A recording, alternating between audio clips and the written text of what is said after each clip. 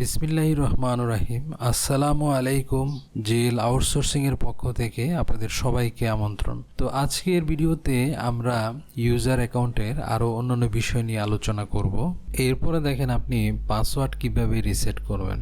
তো আপনি যে কোনো একটা ইউজার অ্যাকাউন্টে ক্লিক করেন, ক্লিক করার পরে দেখেন এই যে ক্রিয়েট এ পাসওয়ার্ড, এখানে ক্লিক করবেন। ক্লিক করার পরে আপনি এখানে পাসওয়ার্ড দিয়ে ক্রিয়েট পাসওয়ার্ড যখন দিবেন তখন আপনার এই অ্যাকাউন্টের একটা পাসওয়ার্ড তৈরি হবে। তখন আপনি লগ ইন করার সময় পাসওয়ার্ড দিয়ে আপনাকে ঢুকতে হবে। আর আপনি যদি পাসওয়ার্ড ছাড়া ঢুকতে চান তাহলে এখানে পাসওয়ার্ড রিসেট করবেন না। এরপরে দেখেন আপনি চাইলে এখান থেকেও পাসওয়ার্ড রিসেট করতে পারেন। যেমন আমি যদি রাইট বাটন ক্লিক করি, ম্যানেজে ক্লিক করলাম, তারপরে এখানে দেখেন এই অপশনটা আসার পরে এখানে আপনি যে অ্যাকাউন্টের পাসওয়ার্ড রিসেট করতে চান এখানে রাইট বাটন ক্লিক করবেন, সেট পাসওয়ার্ডে ক্লিক করবেন, তারপরে প্রসিডে হবেন। তারপরে এখানে আপনি পাসওয়ার্ড দিয়ে ওকে করলে এটার পাসওয়ার্ড সেট আপ হয়ে যাবে। তো আমি পাসওয়ার্ড দিতে চাচ্ছি না, এটা আমি ক্যান্সেল দিলাম। তো এরপর আমরা দেখি কিভাবে আপনি অ্যাকাউন্ট টাইপ পারমিশন যে চেঞ্জ করবেন। তো আমরা কন্ট্রোল প্যানেলে গেলাম, তারপরে আপনার অ্যাড রিমুভ এখানে ক্লিক করব। করার পরে আমরা যে অ্যাকাউন্টটার আপনার পারমিশন টাইপটা চেঞ্জ করব সেটাতে ক্লিক করব।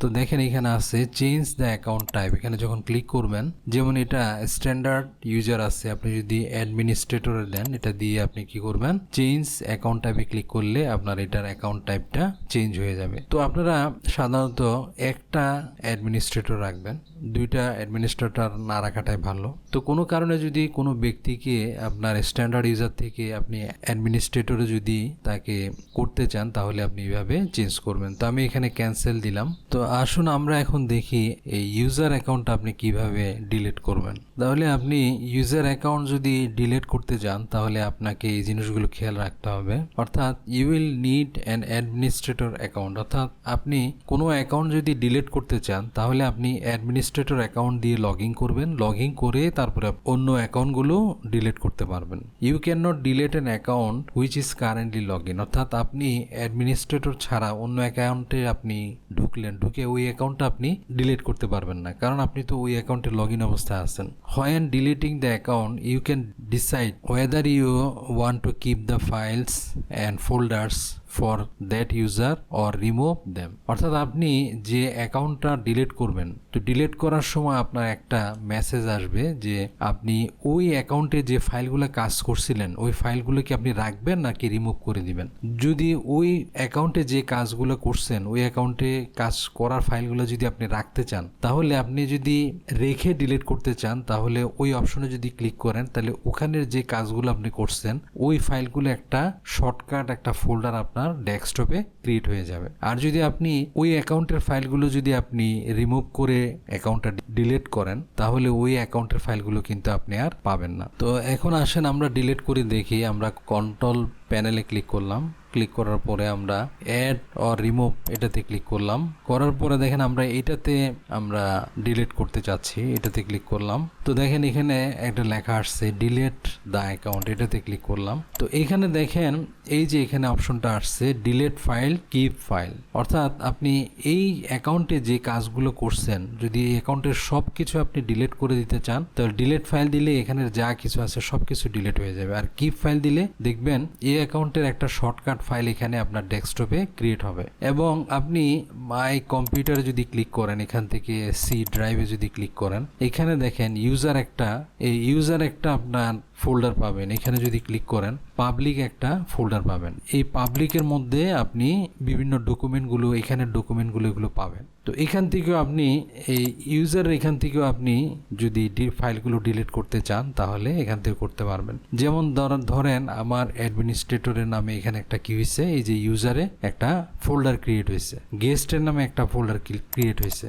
তো এখান থেকেও আপনি এই ফাইলগুলো ডিলিট করে দিতে পারেন। তো এখানে আপনি যদি ডিলিট ফাইলস দিয়ে ক্লিক করেন তাহলে পুরা আপনার ফাইল সহ ডিলিট হয়ে যাবে। আর যদি কিপ ফাইলস দিয়ে ডিলিট করেন তাহলে একটা এখানে যে কাজগুলো করছেন এই ফাইলগুলো একটা শর্টকাট ফোল্ডার দিয়ে এখানে আপনার ফাইলগুলো চলে আসবে। তারপরে দেখেন ইউজার অ্যাকাউন্টে একটা অপশন আছে প্যারেন্টাল কন্ট্রোল। তো আমরা এটার ব্যবহারটা দেখব।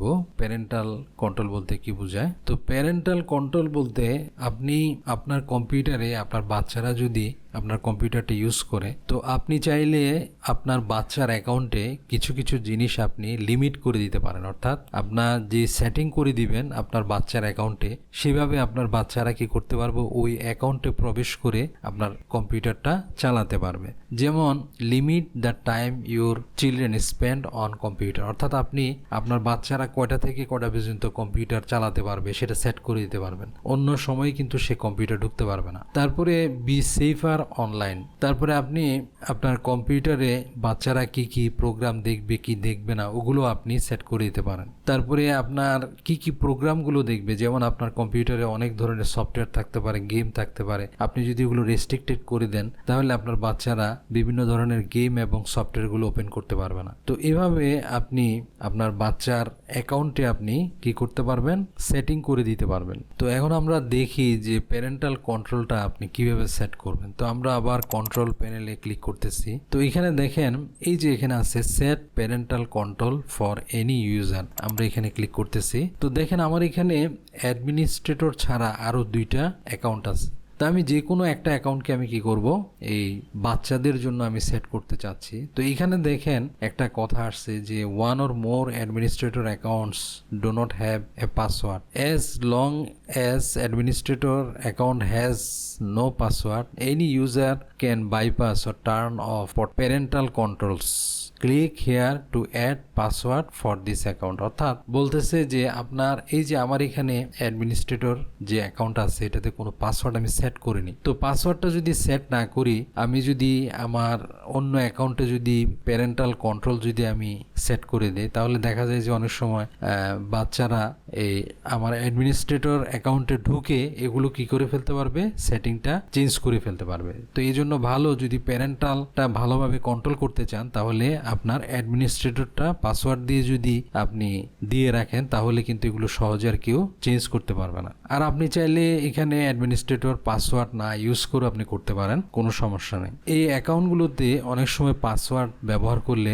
অনেকে পাসওয়ার্ডটা ভুলে যায়, তখন কিন্তু লগ ইন করতে সমস্যায় পড়ে। এই জন্য অনেকেই কিন্তু এই ইউজার অ্যাকাউন্টে পাসওয়ার্ড ইউজ করতে চান না। তো দেখেন আমার এই 2টা অ্যাকাউন্টের মধ্যে আমি চাচ্ছি যে এই অ্যাকাউন্টটা আমি প্যারেন্টাল কন্ট্রোলের মধ্যে রাখবো। তো আমি এটা ক্লিক করলাম। তো এখানে দেখেন আবার আমাকে একটা পপ আপ মেসেজ দিয়ে বলতেছে আমাকে এই অ্যাডমিনিস্ট্রেটর অ্যাকাউন্টে পাসওয়ার্ড সেট করার জন্য। আমি করব না এখন, এই জন্য আমি নো দিয়ে ঢুকতেছি, আমি নো দিলাম। তারপরে দেখেন এখানে সেটিংগুলো অন করার জন্য আপনাকে অন দিতে হবে, অর্থাৎ আপনি যদি কন্ট্রোল করতে চান অন এনফোর্স কারেন্ট সেটিং, আমি যেহেতু এটা অফ আছে, দেখেন এখানে কিন্তু কোনো সবগুলো সেটিংগুলো কি আছে, অফ আছে। এই যে প্যারেন্টাল কন্ট্রোল অফ আছে, এটাকে অন করতে হবে, এখানে ক্লিক করতে হবে। তো ক্লিক করার পরে দেখেন এই সেটিংগুলো এখন কি হয়েছে, অন হয়েছে। তো এইভাবে চাইলে আপনি যে কারো ক্ষেত্রেই কিন্তু আপনি এই প্যারেন্টাল কন্ট্রোল ব্যবহার করে, অর্থাৎ আপনার ইউজারের ব্যবহারকে আপনি কি করতে পারেন, কন্ট্রোল করতে পারেন। তো দেখেন এখানে প্রথম আছে টাইম লিমিট,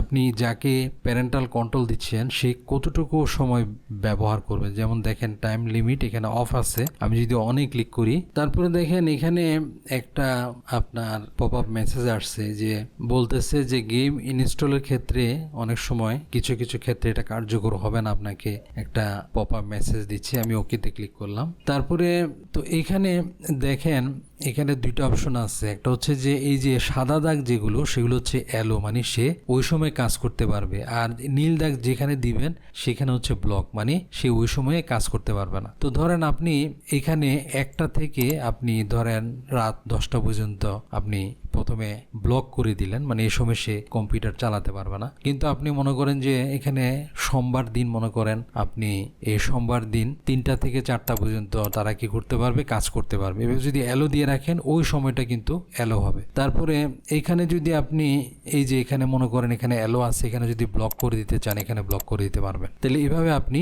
সেটিং করতে পারবেন, করে আপনি ওকেতে ক্লিক করবেন। তারপরে দেখেন এখানে গেম আছে, গেমটাতে যদি আপনি অন করেন তো এখানে আপনি ক্যান প্লে গেম, মানে এখানে বলতেছে রহিম কি গেম খেলতে পারবে। আপনি যদি ইয়েসে দেন তাহলে সে গেম খেলতে পারবে, আর যদি নো দিয়ে দেন তাহলে সে কিন্তু তার অ্যাকাউন্টে ঢুকে কোনো গেম খেলতে পারবে না। তারপরে আপনি যদি ইয়েসে দেন আবার তাকে বিভিন্ন কিছু গেমের আপনি কি করতে পারবেন, যেমন block or allow game by rating current type. এখানে আমি যদি ক্লিক করি তো এখানে দেখেন আপনি যেটা অ্যালো করবেন সেটাতে ক্লিক করলে সেই গেমগুলো দেখতে পারবে।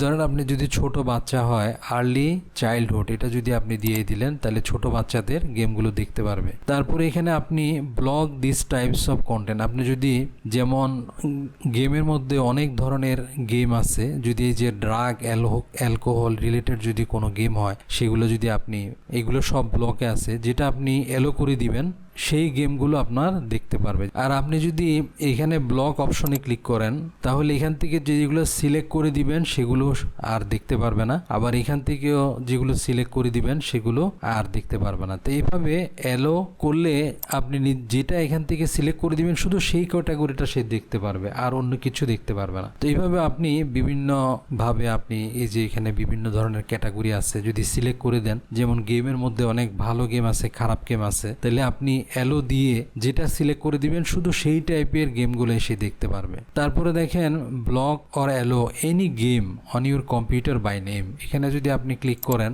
এখানে দেখেন এই যে অলওয়েজ ব্লক, আপনি যদি এখানে অলওয়েজ ব্লকে ক্লিক করে দেন ক্যান নট প্লে, তাহলে সে কোনো কি করতে পারবে না, কোনো গেম খেলতে পারবে না। তো এই অপশনগুলো আপনারা দেখবেন, এভাবে গেমের আপনি সেটিং করে দিতে পারবেন। আমরা আবার ব্যাকে যাচ্ছি, এরপর আমরা আবার ইউজার কন্ট্রোলে যাচ্ছি। তারপরে দেখেন আপনি অ্যালো ব্লক স্পেসিফিক প্রোগ্রাম, এখানে যদি আপনি ক্লিক করেন তারপরে দেখেন এখানে আরেকটা অপশন আছে, দেখেন এখানে নিচে প্রোগ্রাম লিমিট, এখানে যদি ক্লিক করেন এখানে Rahim can use all program, আর এখানে যদি দেন Rahim can only use the program I allows, তো এটাতে যদি আপনি ক্লিক দেন তাহলে আপনি এখানে প্রোগ্রামগুলো আসবে। তো আপনার কম্পিউটারে যে বিভিন্ন প্রোগ্রামগুলো আছে এগুলো লোডিং হবে, একটু লোডিং হইতে একটু সময় লাগবে।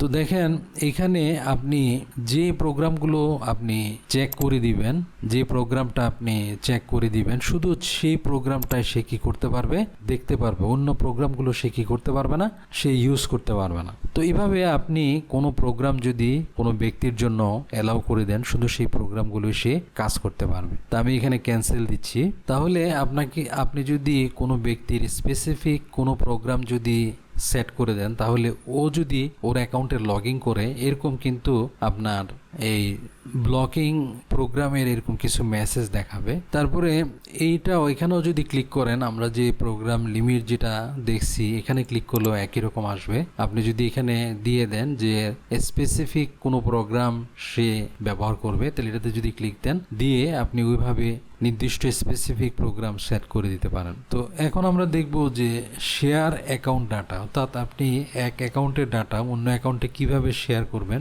সেই জিনিসটা এখন আমরা আলোচনা করব। তো তাহলে দেখেন এখানে বলতেছে by default only an administrator account can access all user data, অর্থাৎ একমাত্র যে অ্যাডমিনিস্ট্রেটর যে অ্যাকাউন্ট আছে সে শুধু অন্যান্য যে ইউজার আছে স্ট্যান্ডার্ড অ্যাকাউন্টের যে ইউজারগুলো আছে তাদের অ্যাকাউন্টের ডাটাগুলো সে ফাইলগুলো ফোল্ডারগুলো সে কি করতে পারবে, অ্যাসেস করতে পারবে এবং সে ঢুকতে পারবে। কিন্তু আপনার no standard account can access another standard account file and folder, কিন্তু স্ট্যান্ডার্ড অ্যাকাউন্টে যারা ব্যবহার করবে একটা নির্দিষ্ট স্ট্যান্ডার্ড অ্যাকাউন্টের ব্যক্তি অন্য কোনো স্ট্যান্ডার্ড অ্যাকাউন্টের ব্যক্তির ফাইল ফোল্ডারে ঢুকতে পারবে না এবং অ্যাডমিনিস্ট্রেটরের অ্যাকাউন্টের ফাইল ফোল্ডারে সে ঢুকতে পারবে না। But standard account can choose which file folder can be accessed by which standard user, কিন্তু একজন স্ট্যান্ডার্ড ইউজার যদি আরেকজন স্ট্যান্ডার্ড ইউজারকে যদি কোনো ফাইল ফোল্ডার অ্যাক্সেস দেয় তাহলে কিন্তু আরেকজন স্ট্যান্ডার্ড ইউজার সেই ফাইল ফোল্ডারে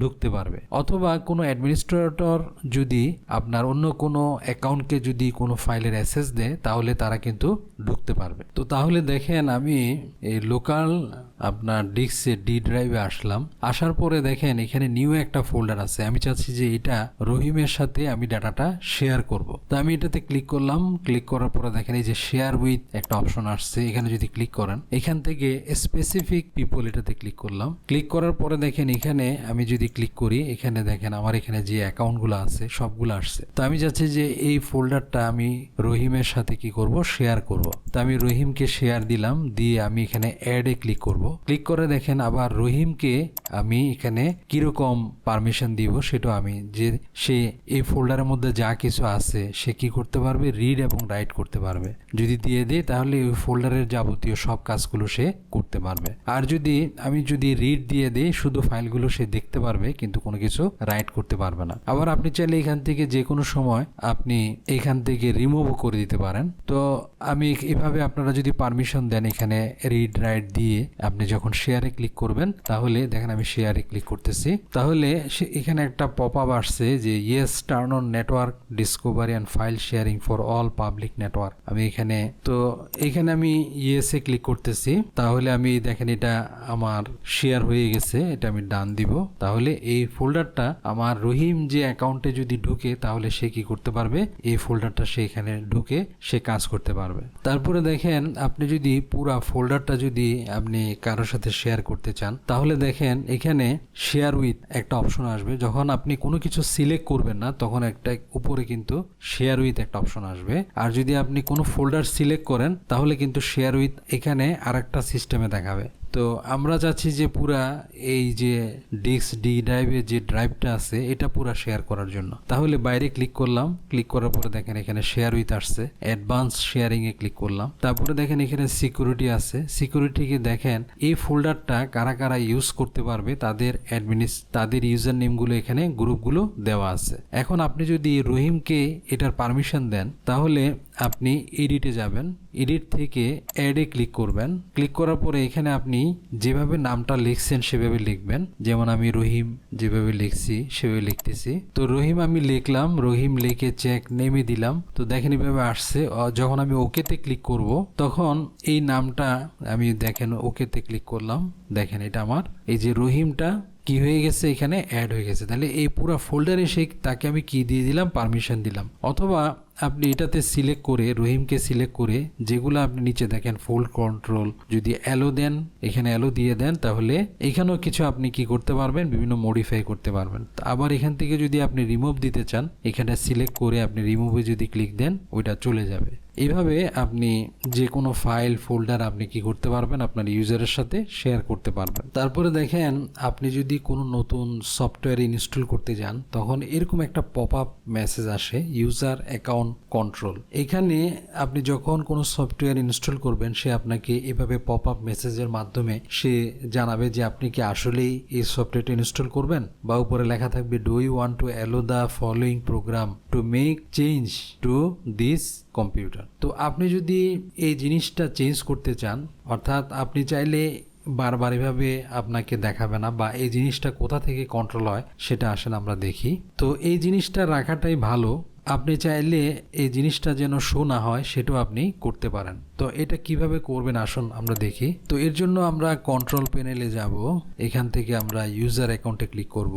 এরপরে ইউজার অ্যাকাউন্টে আমরা ক্লিক করব। তারপরে দেখেন change user account control setting, এখানে আমরা ক্লিক করব। তো এখানে দেখেন choose when to be notified about change to your computer. তো ডিফল্ট হিসেবে থাকে notify me only when program try to make change to my computer, এরকম থাকে। তো আপনি চাইলে এই যে এখানে যদি এটা ধরে যদি উপরে দেন তাহলে দেখবে এখানে লেখা আসছে always notify me when program try to install or make change to my computer, I make change to Windows setting. আপনি চাইলে এই নোটিফাইগুলো এইভাবে আসবে। আপনি যদি নিচে দেন এটাতে দেন notify me only when program try to make change to my computer, অর্থাৎ যখন আমার কম্পিউটারের কোনো প্রোগ্রামগুলো চেঞ্জ হবে তখন আমাকে নোটিফাইটা আসবে। আর যদি আপনি দেখেন নিচেরটাতে দেন never notify me when program try to install software or make change to my computer. তো এখানে আপনি কিভাবে নোটিফিকেশনটা আনতে চান, আপনি এইভাবে বিভিন্ন আপনার অপশন আছে। তো সাধারণত আমরা ডিফল্টটাই দিয়ে রাখি। তো তাহলে আপনি এইটা দিয়ে আপনার নোটিফিকেশনের যে আসে সেটা আপনি কি করতে পারবেন, কন্ট্রোল করতে পারবেন। তো আমি এটা ক্যান্সেল করে দিচ্ছি। তো আশা করি ইউজার অ্যাকাউন্টের বিভিন্ন বিষয়গুলো আপনারা বুঝতে পারছেন। তো পরবর্তী ভিডিওতে আমরা আরও অন্যান্য বিষয় নিয়ে আলোচনা করব। তো আজ এ পর্যন্তই। তো যদি আমার এই ভিডিওটি ভালো লাগে আমার চ্যানেলটি সাবস্ক্রাইব করবেন, লাইক শেয়ার কমেন্ট দিবেন। আল্লাহ হাফেজ।